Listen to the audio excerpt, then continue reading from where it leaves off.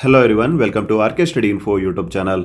Geography lecturer PUC ಲೆಕ್ಚರರ್ಗೆ ಯಾರ್ಯಾರು preparation ನಡೆಸ್ತಾ ಇದ್ದೀರಾ, ಜಿಯೋಗ್ರಫಿ ವಿಷಯಕ್ಕೆ ಸಂಬಂಧಪಟ್ಟಂಗೆ ಅಂದರೆ ಭೂಗೋಳಶಾಸ್ತ್ರ ವಿಷಯಕ್ಕೆ ಸಂಬಂಧಪಟ್ಟಂಗೆ ಸರ್ಕಾರದ ಕಡೆಯಿಂದ ಏನು ಸಿಲೆಬಸ್ ಇದೆ, ಹಾಗೆಯೇ ಯಾವ ರೀತಿ ಓದ್ಕೋಬೇಕಾಗುತ್ತೆ, ಯಾವೆಲ್ಲ ಬೆಸ್ಟ್ ರೆಫರೆನ್ಸಸ್ ಬುಕ್ಸ್ಗಳಿದ್ದಾವೆ ಮಾರ್ಕೆಟಲ್ಲಿ, ಹಾಗೆಯೇ ನಿಮ್ಮ ಒಂದು ಸ್ಟ್ರಾಟಜಿ ಯಾವ ಥರ ಇರಬೇಕು to become a geography lecturer, ಈ ಒಂದು ವಿಡಿಯೋದಲ್ಲಿ ಬ್ರೀಫಾಗಿ ಅನಲೈಸ್ ಮಾಡೋಣ. ನಮ್ಮ ಚಾನಲ್ನ ಮೊದಲೇವರೆಗೆ ನೋಡ್ತಾ ಇದ್ದರೆ ಹಾಗೆ ಸಬ್ಸ್ಕ್ರೈಬ್ ಮಾಡದೆ ನೋಡ್ತಾ ಇದ್ದರೆ kindly do subscribe and click the bell icon and get latest updates. Okay aspirants, before that paper 1 paper 2 ಅಂಥೇಳಿ ಎರಡು ಪೇಪರ್ಗಳು ಇರ್ತವೆ ನಿಮಗೆ, ಆಯಿತಾ. ಪೇಪರ್ 1 ಮತ್ತು ಪೇಪರ್ 2 ಅಂಥೇಳಿ. ಸೊ ಪ್ರತಿಯೊಂದು ಪೇಪರಿಗೆ ಎಷ್ಟೆಷ್ಟಿರ್ತವೆ ಮಾರ್ಕ್ಸ್ಗಳು, 150 ಮಾರ್ಕ್ಸಿಂದು ಎರಡು ಪೇಪರ್ಗಳು ಇರ್ತವೆ. ಗ್ರ್ಯಾಂಡ್ ಟೋಟಲ್ ಎಷ್ಟಿರುತ್ತೆ, 300 ಮಾರ್ಕ್ಸ್ ಇರುತ್ತೆ. ಸೊ 300ಅಲ್ಲಿ ಯಾರು ಒಳ್ಳೆ ಮೆರಿಟನ್ನು ತೆಗಿತೀರಾ, ಒಳ್ಳೆ ಟಾಪ್ನ ಮಾಡ್ತೀರಾ, ನಿಮಗೆಲ್ಲ ಏನಾಗುತ್ತೆ ಆ್ಯಸ್ ಅ PUC ಲೆಕ್ಚರರ್ ಆಗಿ ಅಪಾಯಿಂಟ್ಮೆಂಟ್ ಆಗ್ಬೋದು. ಸೊ ಪೇಪರ್ 1 ಪೇಪರ್ 2 ಬರೆಯೋಕ್ಕಿಂತ ಮುಂಚೆ ಇನ್ನೊಂದು ಪೇಪರ್ನ ನೀವು ಬರೀಲೇಬೇಕು, ಕಂಪಲ್ಸರಿ ಕನ್ನಡ ಅಂಥೇಳಿ. ಕಂಪಲ್ಸರಿ ಕನ್ನಡ ಪೇಪರ್ ಸಹ 150 ಮಾರ್ಕ್ಸಿಗಿರುತ್ತೆ, ಬಟ್ ಅದರಲ್ಲಿ ನೀವು ಕೇವಲ 50 ಮಾರ್ಕ್ಸ್ ತೊಗೊಳ್ಳೇಬೇಕಾಗುತ್ತೆ, ಆಯಿತಾ. ಕಡ್ಡಾಯವಾಗಿ ತೊಗೊಳ್ಳೇಬೇಕು. ಸೊ ದ್ಯಾಟ್ ಆಯಿತಾ, ನಿಮಗೆ ಕನ್ನಡ ಬರ್ತಾ ಇಲ್ಲ ಅಂಥೇಳಿ ಅವರು ಅಲ್ಲಿ ಪರೀಕ್ಷೆಯನ್ನು ಮಾಡ್ತಾ ಇರ್ತಾರೆ. ಹಾಗೆಯೇ ಪೇಪರ್ 1 ಮತ್ತು ಪೇಪರ್ 2 ಏನಿದೆ ಅಲ್ವಾ ಆಸ್ಪಿರೆಂಟ್ಸ್, ಅದರಲ್ಲಿ ನೆಗೆಟಿವ್ ಮಾರ್ಕಿಂಗ್ ಇರುತ್ತೆ. ಸೊ ಹಾಗಾಗಿ ಬಹಳ ಕೇರ್ಫುಲ್ಲಾಗಿ ಆನ್ಸರ್ ಮಾಡಬೇಕಾಗುತ್ತೆ. 0.25%ನಷ್ಟು ನೆಗೆಟಿವ್ ಮಾರ್ಕಿಂಗ್ ಇರುತ್ತೆ. ಸೊ ಹಾಗಾಗಿ ಕೇರ್ಫುಲ್ಲಾಗಿ ಆನ್ಸರ್ ಮಾಡಿ. So let's begin. ನೋಡಿ, ಇದು ಬೋತ್ ಇಂಗ್ಲೀಷಲ್ಲಿದೆ. ಇದನ್ನು ನಾವು ಬೈಲ್ಯಾಂಗ್ವೇಜಲ್ಲಿ ಹೇಳುವಂಥ ಪ್ರಯತ್ನ ಮಾಡ್ತೇವೆ, ಅಂದರೆ ಕನ್ನಡ ಮತ್ತು ಇಂಗ್ಲೀಷಲ್ಲಿ ನಿಮಗೆ ಈ ಸಿಲೆಬಸ್ನ ತಿಳಿಸುವಂತಹ ಕೆಲಸ ಮಾಡ್ತೇವೆ. ಆಮೇಲೆ ಏನು ಮಾಡೋಣ, ನಾವು ನಿಮ್ಮ ಬೆಸ್ಟ್ ರೆಫರೆನ್ಸ್ ಬುಕ್ಸ್ಗಳು ಯಾವಿದ್ದಾವೆ, ಯಾವ ಥರದ್ದು ಪೇಪರ್ 1 ಅಂತಿದೆ. ಪೇಪರ್ 1ನಲ್ಲಿ ಯೂನಿಟ್ 1 ಜಿಯೋಮಾರ್ಫಾಲಜಿ ಅಂತ ಹೇಳ್ತಾರೆ, ಅಂದರೆ ಭೂರೂಪಶಾಸ್ತ್ರ ಅಂಥೇಳಿ ಕನ್ನಡದಲ್ಲಿ ಕರೀತಾರೆ, ಸರಿನಾ. ಅಂದರೆ ಭೂಮಿ ಯಾವ ಥರ ರಚನೆ ಆಯಿತು, ಭೂಮಿಯ ತಿರುಗುವಿಕೆ, ಎಸ್ಪೆಷಲಿ ರೊಟೇಷನ್ ಮತ್ತು ರಿವಲ್ಯೂಷನ್ ಅಂತ ಏನು ಹೇಳ್ತೀವಿ, ಭ್ರಮಣೆ ಮತ್ತು ತಿರುಗುವಿಕೆ, ಅದನ್ನು ಇಲ್ಲಿ ಕೇಳ್ತಾರೆ. ಅಕ್ಷಾಂಶ ಅಂದ್ರೇನು, ರೇಖಾಂಶ ಅಂದ್ರೇನು, ಲಾಟಿಟ್ಯೂಡ್ ಲ್ಯಾಂಗ್ಟಿಟ್ಯೂಡ್ ಎಲ್ಲ ಕೇಳ್ತಾರೆ. ಹಾಗೆಯೇ ಭೂರೂಪದ ಅಭಿವೃದ್ಧಿಯನ್ನು ನಿಯಂತ್ರಿಸುವ ಅಂಶಗಳು ಸಚ್ ಆಸ್ ಎಂಡೋಜೆನೆಟಿಕ್ ಮತ್ತು ಎಕ್ಸೋಜೆನೆಟಿಕ್ ಅಂತ ನೀವು ಓದಿರ್ತೀರಾ, ಆಯಿತಾ, ಇಲ್ಲಿದೆ ನೋಡಿ, ಆಯಿತಾ. ಸೊ ಇದನ್ನೆಲ್ಲ ಕೇಳ್ತಾರೆ. ಹಾಗೆಯೇ ಈ ಡಿನಡೇಷನ್ ಪ್ರೋಸೆಸ್ ಆಗಿರ್ಬೋದು, ಹಾಗೆಯೇ ಹವಾಮಾನ ಮತ್ತು ಸವೆತ ಅಂತ ಹೇಳ್ತಾರೆ, ಆಯಿತಾ, ವೆದರಿಂಗ್ ಮತ್ತು ಎರೋಷನ್, ಅದನ್ನೆಲ್ಲವನ್ನ ಇಲ್ಲಿ ಕೇಳ್ತಾರೆ. ಹಾಗೆಯೇ ಭೂರೂಪ ಚಕ್ರಗಳನ್ನು ಕೇಳ್ತಾರೆ, ಜಿಯೋಮಾರ್ಫಿಕ್ ಸೈಕಲ್ಸ್ ಅಂತ ಹೇಳ್ತಾರೆ, ಸರಿನಾ, ಅದನ್ನೆಲ್ಲವನ್ನ ಕೇಳ್ತಾರೆ. ಲ್ಯಾಂಡ್ ಫಾರ್ಮಿಂಗ್ ಯಾವ ಥರ ಆಗುತ್ತೆ, ಭೂಮಿಯ ರಚನೆ ಯಾವ ಥರ ಆಗುತ್ತೆ, ಸಚ್ ಆಸ್ ಫ್ಲೂವಿಯಲ್, ಗ್ಲಾಷಿಯಲ್, ಹಾಗೆಯೇ ಈ ಒಂದು ಆಯಿತಾ ಎರಾಯ್ಡ್ ಅಂತ ಹೇಳ್ತಾರಲ್ವ, ಶುಷ್ಕ, ಮತ್ತು ಈ ಒಂದು ಕೋಸ್ಟಲ್ ಏರಿಯಾದಲ್ಲಿ ಬೇರೆ ಬೇರೆ ಸೈಕಲ್ಸ್ಗಳು ಬರ್ತವೆ, ಕಾರ್ಸ್ಟ್ ಸೈಕಲ್ಸ್ ಅಂಥೇಳಿ, ಅದನ್ನು ಓದ್ಕೋಬೇಕು. ಹಾಗೆಯೇ ಸ್ಲೋಪ್ ಫಾರ್ಮ್ ಆ್ಯಂಡ್ ಪ್ರೊಸೆಸಸ್, ಇಳಿಜಾರು ಯಾವ ಥರ ಆಗುತ್ತೆ ಮತ್ತು ಅದರ ಪ್ರಕ್ರಿಯೆಗಳು ಯಾವ್ಯಾವು. ಸೊ ಇದನ್ನು ಜಿಯೋಮಾರ್ಫಾಲಜಿಯಲ್ಲಿ ಕೇಳುವಂತಹ ಮೇಜರ್ ಟಾಪಿಕ್ಸ್ಗಳು ಇವೆಲ್ಲ, ಸರಿನಾ. ಸೊ ಇದನ್ನೆಲ್ಲವನ್ನು ನೀವು ಓದ್ಕೋಬೇಕಾಗತ್ತೆ ಆಸ್ಪಿರೆಂಟ್ಸ್. ಆ್ಯಂಡ್ ಎಲ್ಲವೂ MCQ ಟೈಪ್ ಕೇಳ್ತಾರೆ, ಯಾವುದೇ ಡಿಸ್ಕ್ರಿಪ್ಟಿವ್ ಇರೋದಿಲ್ಲ. 2ನೇ ಯೂನಿಟ್ ನೋಡಿ ಆಸ್ಪಿರೆಂಟ್ಸ್, ಕ್ಲೈಮಟಾಲಜಿ ಅಂತೇಳಿ ಹೇಳ್ತಾರೆ. ಕ್ಲೈಮಟಾಲಜಿಯನ್ನು ಕನ್ನಡದಲ್ಲಿ ಹವಾಮಾನ ಶಾಸ್ತ್ರ ಅಂತೇಳಿ ಕರೀತಾರೆ. So composition and structure of the atmosphere, ವಾತಾವರಣದ ಸಂಯೋಜನೆ ಹೆಂಗಾಯ್ತಪ್ಪ, ಆಯಿತಾ. ಬೇರೆ ಬೇರೆ ಅಟ್ಮಾಸ್ಫಿಯರಿಕ್ ಲೇಯರ್ಗಳು ಬರ್ತವೆ, ನಿಮಗೆಲ್ಲ ಗೊತ್ತಿರುತ್ತೆ. ಸೊ ಅವುಗಳು ಯಾವ ಥರ ಫಾರ್ಮೇಷನ್ ಆಯಿತು, ಯಾವ ಥರ ಸ್ಟ್ರಕ್ಚರ್ನ ಹೊಂದಿದ್ದಾವೆ, ಅದನ್ನೆಲ್ಲವನ್ನು ಕೇಳ್ತಾರೆ. ಹಾಗೆಯೇ ಅದರ ಒಂದು ರಚನೆ ಆಗಿರ್ಬೋದು, ಹಾಗೆಯೇ ಈ ಒಂದು ಭೂಮಿ ಆಗಿರ್ಬೋದು, ಅದರ ಒಂದು ಟೆಂಪ್ರೇಚರ್ ಯಾವ ಥರ ಆಗುತ್ತೆ, ಎಸ್ಪೆಷಲಿ ಮಾನ್ಸೂನ್ಗಳು, ಆಯಿತಾ, ಮಾನ್ಸೂನ್ಗಳು ಆಗಿರ್ಬೋದು, ಹಾಗೆಯೇ ಬೇರೆ ಬೇರೆ ಸೈಕ್ಲೋನ್ಸ್ಗಳು ಯಾವ ಥರ ಆಗುತ್ತೆ, ಅದನ್ನೆಲ್ಲವನ್ನು ಇಲ್ಲಿ ಕೇಳ್ತಾರೆ. ಹಾಗೆಯೇ ಈ ಒಂದು ಥಾರ್ನ್ ವೆಟ್ಸ್ ಸ್ಕೀಮ್ಸ್ ಅಂತ ಬರ್ತಾವಲ್ವ, ಅದನ್ನು ಇಲ್ಲಿ ಕೇಳ್ತಾರೆ ಆಸ್ಪಿರೆಂಟ್ಸ್. ಹಾಗೆಯೇ Koppen's and Thornthwaite schemes, hydrological cycle, global warming and climate ಚೇಂಜ್ನ ಬಗ್ಗೆ ಕೆಲವೊಂದು ಪ್ರಶ್ನೆಗಳು. ಸೊ ಇಷ್ಟೆಲ್ಲ ಯೂನಿಟ್ 2ದಲ್ಲಿ ಬರ್ತವೆ. ಅದರಲ್ಲಿ ಕ್ಲೈಮಟಾಲಜಿಯಲ್ಲಿ ವಾಯುಗುಣಶಾಸ್ತ್ರ, ಹವಾಮಾನ ಶಾಸ್ತ್ರ ಅಂತೇನಿದೆ ಅದರಲ್ಲಿ. ಹಾಗೆಯೇ ನೋಡಿ, 3ನೇ ಟಾಪಿಕ್ನ ನೋಡೋದಾದರೆ ಓಷಿಯಾನೋಗ್ರಫಿ ಅಂತೇಳಿ ಹೇಳ್ತಾರೆ. ಓಷಿಯಾನೋಗ್ರಫಿ ಅಂತಂದರೆ ಕನ್ನಡದಲ್ಲಿ ಸಮುದ್ರ ಶಾಸ್ತ್ರ ಅಂತೇಳಿ ಹೇಳ್ತಾರೆ, ಸಮುದ್ರದ ಬಗ್ಗೆ ಅಧ್ಯಯನ ಮಾಡುವಂಥ ಶಾಸ್ತ್ರ. Origin of ocean basins, bottom relief of Indian Atlantic Pacific ocean, ಹಾಗೆಯೇ ಕೋರಲ್ ರೀಫ್ಸ್, ಇವನ್ನೆಲ್ಲ ಕೇಳ್ತಾರೆ. ಹಾಗೆಯೇ ಈ ಒಂದು ಸೀ ಲೆವೆಲ್ನ ಬಗ್ಗೆ ಎಲ್ಲ ಕೇಳ್ತಾರೆ. Human impact on marine environment, ಆಯಿತಾ, ಈ ಒಂದು ಮನುಷ್ಯನ ಪ್ರಭಾವ ಯಾವ ಥರ ಆಯಿತು ಒಂದು ಸಮುದ್ರದ ಮೇಲೆ. ಹಾಗೆಯೇ ಸಾಗರ ಜಲಾನಯನ ಪ್ರದೇಶಗಳ ಮೂಲ ಯಾವ ಥರ ಬಂತು, ಹಾಗೆಯೇ ಭಾರತವನ್ನು ಸೇರಿಕೊಂಡು ಅಟ್ಲಾಂಟಿಕ್ ಆಗಿರ್ಬೋದು, ಪೆಸಿಫಿಕ್ ಆಗಿರ್ಬೋದು, ಹಾಗೆಯೇ ಈ ಒಂದು ಬೇರೆ ಬೇರೆ ಸಾಗರಗಳೇನಿದ್ದಾವೆ ಅದರ ಒಂದು ನಿಕ್ಷೇಪಗಳನ್ನು ಕೇಳ್ತಾರೆ. ಹಾಗೆಯೇ ಹವಳದ ದಂಡೆಗಳು ಅಂತ ಹೇಳ್ತಾರೆ, ಬಂಡೆಗಳು, ಅದನ್ನೆಲ್ಲವನ್ನು ಇಲ್ಲಿ ಕೇಳ್ತಾರೆ ಆಸ್ಪಿರೆಂಟ್ಸ್, ಸರಿನಾ, ಯಾವುದರಲ್ಲಿ, ಓಷಿಯಾನೋಗ್ರಫಿಯಲ್ಲಿ. ಹಾಗೆಯೇ ಯೂನಿಟ್ ನಂಬರ್ 4ನ ನೋಡೋದಾದರೆ ಎನ್ವೈರ್ಮೆಂಟಲ್ ಜಿಯೋಗ್ರಫಿ ಅಂತೇಳಿ ಹೇಳ್ತಾರೆ. ಪರಿಸರಕ್ಕೆ ಸಂಬಂಧಪಟ್ಟಂಗೆ ಜಿಯೋಗ್ರಫಿಯನ್ನು ಓದ್ಕೋಬೇಕಾಗತ್ತೆ. ಸೊ ಭೌಗೋಳಿಕ ಅಧ್ಯಯನದಲ್ಲಿ ಒಂದು ಸಾಧನವಾಗಿ ನಕ್ಷೆ, ಆಯಿತಾ, ಬಹಳ ಇಂಪಾರ್ಟೆಂಟ್ ನೋಡಿ. ಈ ಒಂದು ಕಾನ್ಸೆಪ್ಟ್ ಆಫ್ ಈಕೋಸಿಸ್ಟಮ್, ಹಾಗೆಯೇ forms and functions of the ecosystem, ಸರಿನಾ? ಅಂದರೆ ಪರಿಸರ ವ್ಯವಸ್ಥೆ ಪರಿಕಲ್ಪನೆ, ಪರಿಸರ ವ್ಯವಸ್ಥೆಯ ರೂಪಗಳು, ಅರಣ್ಯ ಹುಲ್ಲುಗಾವಲು ಅಂತೇಳಿ ಹೇಳ್ತಾರೆ, ಫಾರೆಸ್ಟ್ ಮತ್ತು ಗ್ರಾಸ್ಲ್ಯಾಂಡ್ ಅಂತ ಹೇಳ್ತಾರೆ, ಮರೈನ್ ಅಂತ ಹೇಳ್ತಾರೆ, ಅದನ್ನೆಲ್ಲ ಇಲ್ಲಿ ಓದ್ಕೋಬೇಕಾಗತ್ತೆ. Biodiversity, depletion through natural, man included causes, conservation and management of ecosystem, environmental hazardous, ಆಯಿತಾ, ಈ ಪರಿಸರಕ್ಕೆ ಹಾನಿ ಮಾಡುವಂತಹ ಕೆಲವೊಂದು ಅಂಶಗಳು. ಹಾಗೆಯೇ problems and pollutions, ozone layer depletion ಯಾವ ಥರ ಆಗ್ತಾ ಇದೆ, ಹಾಗೆಯೇ ಅಂದರೆ ಟೋಟಲ್ ಪರಿಸರ ಮತ್ತು ಪರಿಸರಕ್ಕೆ ಸಂಬಂಧಪಟ್ಟಂಥ ಸಮಸ್ಯೆಗಳು, EVS ಅಂತ ಹೇಳ್ಬೋದು ಶಾರ್ಟ್ಕಟ್ ಆಗಿ. ಹಾಗೆಯೇ ECA, ಎನ್ವೈರ್ಮೆಂಟಲ್ ಇಂಪ್ಯಾಕ್ಟ್ ಅಸೆಸ್ಮೆಂಟ್ ಅಂತ ಹೇಳ್ತಾರೆ, ಅದ್ರ ಬಗ್ಗೆ ಕೇಳ್ತಾರೆ, ಇತ್ತೀಚಿನ ಡೇಟಾಗಳು, ಎನ್ವೈರ್ಮೆಂಟಲ್ ಪಾಲಿಸೀಸ್, ನ್ಯಾಚುರಲ್ ಮತ್ತು ಇಂಟರ್ನ್ಯಾಷನಲ್, ಇದನ್ನೆಲ್ಲವನ್ನು ಚಾಪ್ಟರ್ 4 ಅಥವಾ ಯೂನಿಟ್ ನಂಬರ್ 4 ಕೇಳ್ತಾರೆ ಆಸ್ಪಿರೆಂಟ್ಸ್, ಸರಿನಾ? ಅಂದರೆ ಓಝೋನ್ ಸವಕಳಿ ಹೆಂಗಾಗ್ತಾ ಇದೆ, ಪರಿಸರದ ನೀತಿಗಳು ಯಾವ್ಯಾವಿದ್ದಾವೆ ಅಂತಾರಾಷ್ಟ್ರೀಯ ಮತ್ತು ರಾಷ್ಟ್ರೀಯ ಮಟ್ಟದಲ್ಲಿ, ಸರಿನಾ? ಇತ್ತೀಚಿನ ಒಂದು ಏನು G20 ಸಮಾವೇಶ ಇರ್ಬೋದು, ಕೋಪ್ ಸಮಾವೇಶ ಇರ್ಬೋದು, ಅಂತಹ ಡಾಟಾಗಳನ್ನು ಇಲ್ಲಿ ಕೇಳ್ತಾರೆ ಆಸ್ಪಿರೆಂಟ್ಸ್. ಹಾಗೆಯೇ ಯೂನಿಟ್ ನಂಬರ್ 5 ನೋಡೋದಾದರೆ ಈ ಒಂದು ಪ್ರಾಕ್ಟಿಕಲ್ ಜಿಯೋಗ್ರಫಿ ಅಂತೇಳಿ ಕರೀತಾರೆ, ಅಂದರೆ ಪ್ರಾಯೋಗಿಕ ಭೂಗೋಳ ಅಂತೇಳಿ ಕರೀತಾರೆ. Especially map as a tool, ಆಯಿತಾ. ನೋಡಿ, geography is we can't imagine map geography without a map ಅಂತ ಹೇಳ್ಬೋದು. ಮ್ಯಾಪ್ ಇಲ್ಲದೆ ನಾವು ಜಿಯೋಗ್ರಫಿಯನ್ನು ಅಧ್ಯಯನ ಮಾಡೋಕ್ಕಾಗಲ್ಲ. ಸೊ ಭೂಗೋಳ ಅಧ್ಯಯನಕ್ಕಾಗಿ ಒಂದು ಸಾಧನವಾಗಿ ನಕ್ಷೆಗಳನ್ನು ಯಾವ ರೀತಿ ನೀವು ಬಳಕೆ ಮಾಡ್ತೀರಾ ಅನ್ನೋದ್ರ ಮೇಲೆ ಪ್ರಶ್ನೆಗಳು ಬರ್ತವೆ, ಅಂದರೆ ಮ್ಯಾಪ್ನ ಮೇಲೆ ಅನೇಕ ಪ್ರಶ್ನೆಗಳು ಬರ್ತವೆ.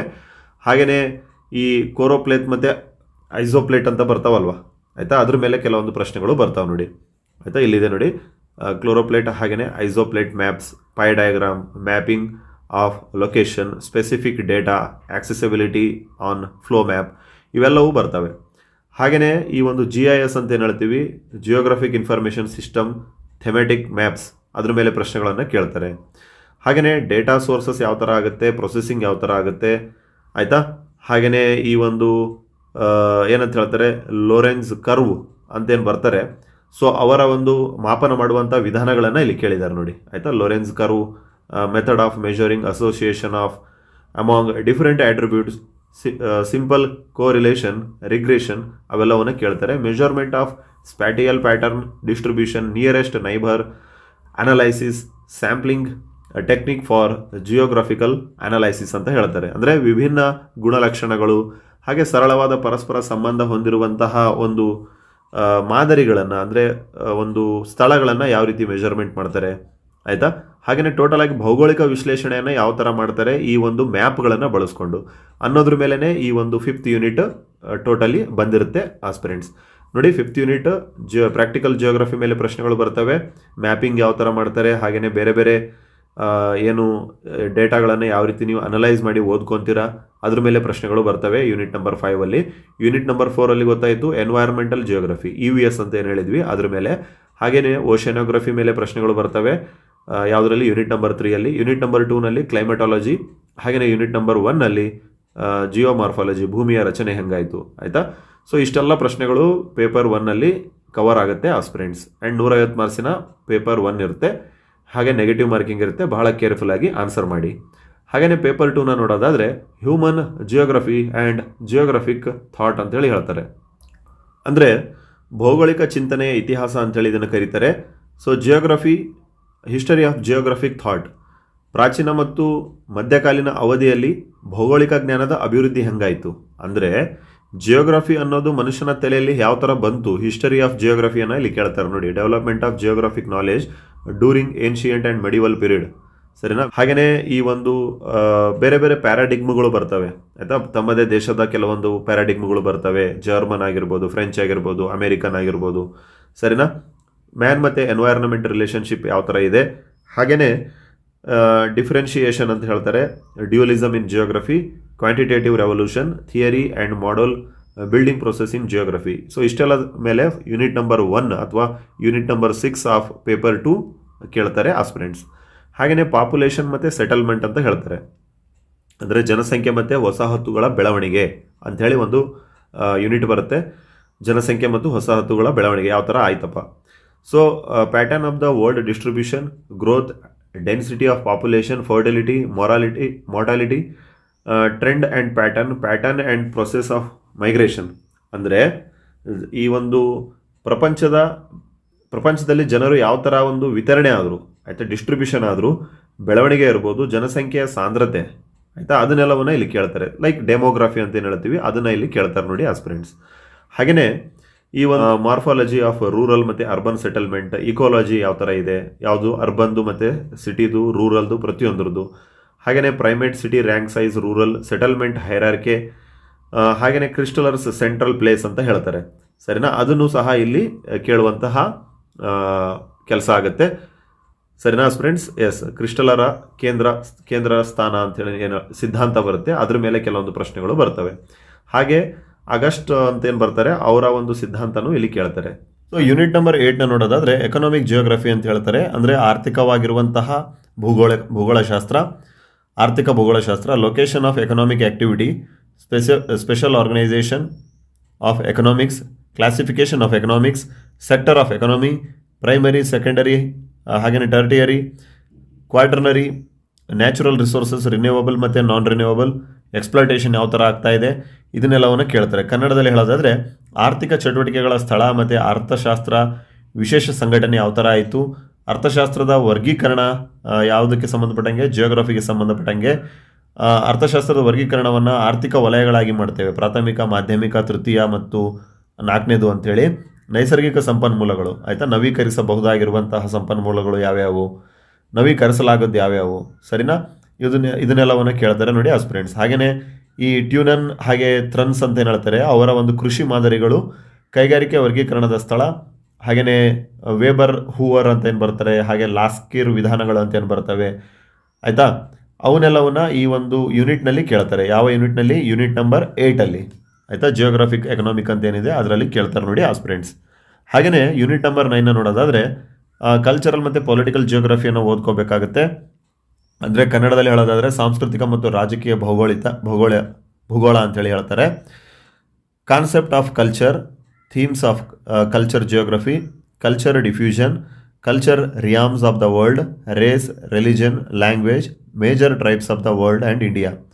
ಅಂದರೆ ಆಲ್ರೆಡಿ ನಿಮ್ಗೆ ಗೊತ್ತಾಗುತ್ತೆ ಪ್ರಪಂಚದ ಕ್ಷೇತ್ರಗಳು, ಜನಾಂಗ, ಧರ್ಮ, ಭಾಷೆ, ಪ್ರಪಂಚದ ಪ್ರಮುಖ ಬುಡಕಟ್ಟುಗಳು ಮತ್ತು ಭಾರತಕ್ಕೆ ಸಂಬಂಧಪಟ್ಟಂಗೆ ಆಯಿತಾ.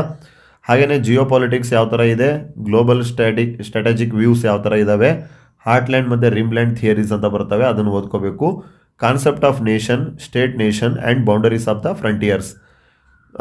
ಸರಿನಾ? ಅಂದರೆ ಭೌಗೋಳಿಕ ಮತ್ತು ರಾಜಕೀಯ ಜಾಗತಿಕ ಕಾರ್ಯತಂತ್ರದ ದೃಷ್ಟಿಕೋನ ಯಾವ ಥರ ಇದ್ದಾವೆ, 2 ಸಿದ್ಧಾಂತಗಳನ್ನು ಕೇಳ್ತಾರೆ, ಹಾರ್ಟ್ಲ್ಯಾಂಡ್ ಮತ್ತು ರಿಮ್ಲ್ಯಾಂಡ್ ಅಂತ ಸಿದ್ಧಾಂತ ಏನು ಬರ್ತವೆ ಅದನ್ನು. ಹಾಗೆಯೇ ರಾಷ್ಟ್ರ ಮತ್ತು ರಾಜ್ಯದ ಗಡಿಗಳಿಗೆ ಸಂಬಂಧಪಟ್ಟಂತೆ ಪ್ರಶ್ನೆಗಳು ಬರ್ತವೆ. ನೆಕ್ಸ್ಟ್ ಯೂನಿಟ್ ನಂಬರ್ 10 ನೋಡೋದಾದರೆ ರೀಜನಲ್ ಪ್ಲಾನಿಂಗ್ ಅಂತ ಬರುತ್ತೆ. ಕನ್ನಡದಲ್ಲಿ ಹೇಳೋದಾದರೆ ಪ್ರಾದೇಶಿಕ ಯೋಜನೆ ಅಂತ ಹೇಳಿ ಕರೀತಾರೆ. Regional concept in geography, its application to planning concept, planning region, regional hierarchy, types of regions and method of region delineation, conceptual ಮತ್ತು theoretical framework of regional planning in India. ಹಾಗೆಯೇ ಅದರ ಡೆವಲಪ್ಮೆಂಟ್ ಯಾವ ಥರ ಆಯಿತು. ಕನ್ನಡದಲ್ಲಿ ಹೇಳೋದಾದರೆ ಪ್ರಾದೇಶಿಕ ವಿವರಣೆ ವಿಧಾನಗಳು, ಪರಿಕಲ್ಪನೆ, ಹಾಗೆಯೇ ಭಾರತದಲ್ಲಿ ಪ್ರಾದೇಶಿಕ ಯೋಜನೆ ಯಾವ ಥರ ಇದೆ, ಅದರ ಅಭಿವೃದ್ಧಿ ಮತ್ತು ಸೂಚಕಗಳು ಏನು, ಹಾಗೆಯೇ ರೀಜನಲ್ ಇನ್ವ್ಯಾಕ್ಯುಲಿಟಿ ಇದೆ, ಅಂದರೆ ಪ್ರಾದೇಶಿಕ ಅಸಮತೋಲನ ಇದೆ, ಅದರ ಮೇಲೇನೂ ಸಹ ಪ್ರಶ್ನೆಗಳು ಬರ್ತವೆ ನೋಡಿ ಆಸ್ಪಿರೆಂಟ್ಸ್. ಹಾಗೆಯೇ ಯೂನಿಟ್ ನಂಬರ್ 11 ಲಾಸ್ಟ್ ಯೂನಿಟ್ ಇದು geography of India and Karnataka. ಸರಿನಾ? ನಮ್ಮ ಪ್ರೀತಿಯ ಕರ್ನಾಟಕ ಮತ್ತು ಭಾರತಕ್ಕೆ ಸಂಬಂಧಪಟ್ಟಂಗೆ ಓದ್ಕೋಬೇಕಾಗತ್ತೆ. Physiography, divisions, climate, its regional variation, vegetation, types of vegetation region, major soil types ಆಯಿತಾ. ಹಾಗೆಯೇ ಕೋಸ್ಟಲ್ ಮತ್ತು ಮರೀನ್ ರೀಜನ್ ಯಾವ ಥರ ಇದೆ, ವಾಟರ್ ರಿಸೋರ್ಸಸ್, ಇರಿಗೇಷನ್, ಅಗ್ರಿಕಲ್ಚರ್ ಯಾವ ಥರ ಇದೆ, ಅಗ್ರೋ ಕ್ಲೈಮೆಟಿಕ್ ರೀಜನ್ ಯಾವ ಥರ ಇದೆ, ಪ್ರತಿಯೊಂದನ್ನು ಕೇಳ್ತಾರೆ ನೋಡಿ ಆಸ್ಪಿರೆಂಟ್ಸ್. ಹಾಗೆಯೇ ಕನ್ನಡದಲ್ಲಿ ಹೇಳೋದಾದರೆ ಭಾರತ ಮತ್ತು ಭೂಗೋಳಕ್ಕೆ ಸಂಬಂಧಪಟ್ಟಂಗೆ ಆಯಿತಾ ಭೌತಶಾಸ್ತ್ರದ ವಿಭಾಗಗಳು ಯಾವ ಥರ ಕೆಲಸ ಮಾಡ್ತವೆ, ಹವಾಮಾನ ಆಗಿರ್ಬೋದು, ಸಸ್ಯವರ್ಗದ ಪ್ರದೇಶಗಳು ಯಾವ್ಯಾವ ಥರ ಇದ್ದಾವೆ, ಪ್ರಮುಖ ಮಣ್ಣು ಆಯಿತಾ ಯಾವ ಥರ ಅವೈಲೇಬಲ್ ಇದೆ, ಕರಾವಳಿ ಮತ್ತು ಸಮುದ್ರ ಯಾವ ಥರ ರಿಲೇಷನ್ ಹೊಂದಿದ್ದಾವೆ, ಹಾಗೆಯೇ ನೀರಾವರಿ ಯಾವ ಥರ ಇದೆ ಭಾರತದ್ದು ಮತ್ತು ಕರ್ನಾಟಕದ್ದು, ನಮ್ಮಲ್ಲಿ ಯಾವ್ಯಾವ ಸಂಪನ್ಮೂಲಗಳು ಸಿಗ್ತವೆ, ಹಾಗೆಯೇ ಬೆಳವಣಿಗೆ ಯಾವ ಥರ ಆಗಿದೆ, ಜನಸಂಖ್ಯೆ ವಿತರಣೆ ಮತ್ತು ಡಿಸ್ಟ್ರಿಬ್ಯೂಷನ್ ಯಾವ ಥರ ಇದೆ, ಮತ್ತು ಈ ಒಂದು ರೀಜ್ನಲ್ ಇಕ್ವಾಲಿಟಿ ಇದೆನಾ ಇಲ್ಲ, ಇದ್ರ ಮೇಲೆ ಎಲ್ಲ ಪ್ರಶ್ನೆಗಳು ಬರ್ತವೆ. ಯಾವುದರಲ್ಲಿ? ಯೂನಿಟ್ ನಂಬರ್ 11ರಲ್ಲಿ ಜಿಯೋಗ್ರಫಿ ಆಫ್ ಇಂಡಿಯಾ ಮತ್ತು ಕರ್ನಾಟಕದ್ದು. ಸೊ ಇಷ್ಟೆಲ್ಲ ಟಾಪಿಕ್ಸ್ನ ನೀವು ಓದ್ಕೋಬೇಕಾಗತ್ತೆ ಆಸ್ಪಿರೆಂಟ್ಸ್. ಸೊ ಇದಕ್ಕೆಲ್ಲ ನೀವು ಯಾವ ಥರ ತಯಾರಿಯನ್ನು ಮಾಡಬೇಕಂತಂದರೆ, ಏನು NCERT ಪುಸ್ತಕಗಳೇನು ಬರ್ತಾವಲ್ವಾ, NCERT ಪುಸ್ತಕಗಳು ಬರ್ತವೆ. ಸೊ ಅದರಲ್ಲಿ 5ನೇ ಕ್ಲಾಸಿಂದ 12th ಸ್ಟ್ಯಾಂಡರ್ಡ್ವರೆಗೂ ಕಂಪಲ್ಸರಿ ನೀವು ಏನು ಓದ್ಕೋಬೇಕು, ಜಿಯೋಗ್ರಫಿಯನ್ನು ಓದ್ಕೊಳ್ಳೇಬೇಕಾಗತ್ತೆ. ಸರಿನಾ? ಜಿಯೋಗ್ರಫಿ ಸಬ್ಜೆಕ್ಟ್ ಅಥವಾ ಸೋಷಲ್ ಸ್ಟಡೀಸಲ್ಲಿ ಜಿಯೋಗ್ರಫಿ ಪಾರ್ಟೇಷನ್ ಏನು ಕೊಟ್ಟಿರ್ತಾರೆ, ಅದನ್ನು ಕಂಪಲ್ಸರಿ ನೀವು ಓದ್ಕೊಳ್ಳೇಬೇಕಾಗತ್ತೆ. ಅಲ್ಲಿಂದ ಕೆಲವೊಂದು ಏನಾಗುತ್ತೆ, ಬೇಸಿಕ್ ಥಿಂಗ್ಸ್ಗಳು ಗೊತ್ತಾಗುತ್ತೆ. ಸರಿನಾ? ಕೆಲವೊಂದು ಚಿಕ್ಕ ಚಿಕ್ಕ ಡೆಫಿನಿಷನ್ಸ್ಗಳು, ಕೆಲವೊಂದು ಸಲ ದೊಡ್ಡ ದೊಡ್ಡ ಏನು ಮೇನ್ ಪಾಯಿಂಟ್ಸ್ಗಳು ಅಲ್ಲಿ NCERT ಪುಸ್ತಕಗಳಲ್ಲಿ ಕೊಟ್ಟಿರ್ತಾರೆ. ಹಾಗೆಯೇ ಬೇರೆ ಬೇರೆ ಆಥರ್ಸ್ಗಳು ಕೆಲವೊಂದು ಪುಸ್ತಕಗಳನ್ನು ಬರೆದಿದ್ದಾರೆ. ಸೊ ನೋಡ್ತಾ ಇರ್ಬೋದು, ಈ ಭಾರತದ ಭೂಗೋಳ ಶಾಸ್ತ್ರ ಅಂತೇನಿದೆ, ಸರಿನಾ? ಐ ಥಿಂಕ್ ಇದು ಡಾಕ್ಟರ್ ರಂಗನಾಥ್ ಅವರು ಬರೆದಿರೋದು. ಹಾಗೆಯೇ ಭೂಗೋಳ ಸಂಜೀವಿನಿ ಅಂತ ಬರುತ್ತೆ. ಸರಿನಾ? ಇದೆಲ್ಲ ಅಮೆಝಾನ್ ಮತ್ತು ಫ್ಲಿಪ್ಕಾರ್ಟಲ್ಲಿ ಅವೈಲೇಬಲ್ ಇರುತ್ತೆ. ಇದನ್ನೆಲ್ಲ ನೀವು ತರಿಸ್ಕೋಬೋದು. ಹಾಗೆಯೇ ಈ ಒಂದು ಅಮೆಝಾನ್ ಮತ್ತು ಫ್ಲಿಪ್ಕಾರ್ಟಲ್ಲಿ ಬೇರೆ ಬೇರೆ ಏನು UPSCಗೆ ಬರೆಯುವಂತಹ ಪುಸ್ತಕಗಳು, ಆಥರ್ಸ್ದು ಪುಸ್ತಕಗಳನ್ನು ಸಹ ಅವೈಲೇಬಲ್ ಇದ್ದಾವೆ. ಸೊ ಅಲ್ಲಿಂದ ನೀವು ಏನು ಮಾಡ್ಬೋದು, ಬುಕ್ಸ್ಗಳನ್ನು ತರಿಸ್ಕೊಂಡು ಓದೋಕ್ಕೆ ಸ್ಟಾರ್ಟ್ ಮಾಡ್ಬೋದು.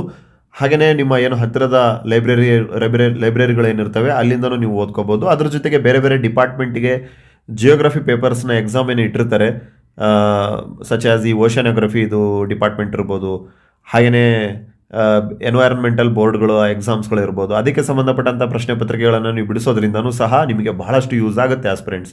ಸೊ ಅಂತಹ ಪ್ರಶ್ನೆ ಪತ್ರಿಕೆಗಳು ನಮ್ಮ ಹತ್ರ ಇದ್ದಾವೆ. ನಿಮಗೆ ಟೆಲಿಗ್ರಾಮಲ್ಲಿ ನಾವು ಪೋಸ್ಟ್ ಮಾಡ್ತಾ ಇರ್ತೇವೆ ನಿಮ್ಮ ಒಂದು ಬೆಟರ್ ಯೂಸ್ಗೋಸ್ಕರ. ಸೊ ಹಾಗಾಗಿ ನಮ್ಮ ಚಾನಲ್ನ ಸಬ್ಸ್ಕ್ರೈಬ್ ಮಾಡ್ಕೊಳ್ಳಿ. ಆ್ಯಂಡ್ ನೆಕ್ಸ್ಟ್ ಬರುವಂಥ ದಿನಗಳಲ್ಲಿ ಕಂಪಲ್ಸರಿ ಕನ್ನಡ ಆಗಿರ್ಬೋದು, ಜಿಯೋಗ್ರಫಿ ಮಾಡಲ್ ಕ್ವಶನ್ ಪೇಪರ್ಸ್ಗಳನ್ನು ಸಾಲ್ವ್ ಮಾಡುವಂಥ ಕೆಲಸವನ್ನು ಮಾಡೋಣ. ನಮ್ಮ ಚಾನಲ್ನ ಸಬ್ಸ್ಕ್ರೈಬ್ ಮಾಡ್ಕೊಳ್ಳಿ. Thank you for listening. ಈ ಡೀಟೇಲ್ ಆಗಿರುವ PDF ಸಿಲೆಬಸ್ ಏನಿದೆ ನಮ್ಮ ಟೆಲಿಗ್ರಾಮ್ನಲ್ಲಿನೂ ಸಹ ಶೇರ್ ಮಾಡಿರ್ತೇವೆ. ಟೆಲಿಗ್ರಾಮ್ ಲಿಂಕ್ ಇದೇ ವಿಡಿಯೋದ ಕಾಮೆಂಟ್ ಸೆಕ್ಷನಲ್ಲಿ ಹಾಗೆ ಡಿಸ್ಕ್ರಿಪ್ಷನಲ್ಲಿ ಕೊಟ್ಟಿರ್ತೇವೆ. ಹೋಗಿ ಕ್ಲಿಕ್ ಮಾಡಿಕೊಂಡು ಜಾಯ್ನ್ ಆಗಿ ಆರಾಮಾಗಿ ಇನ್ನೊಂದ್ಸಲ ಇದನ್ನು ಓದ್ಕೋಬೋದು aspirants. Thank you for listening. God bless you all.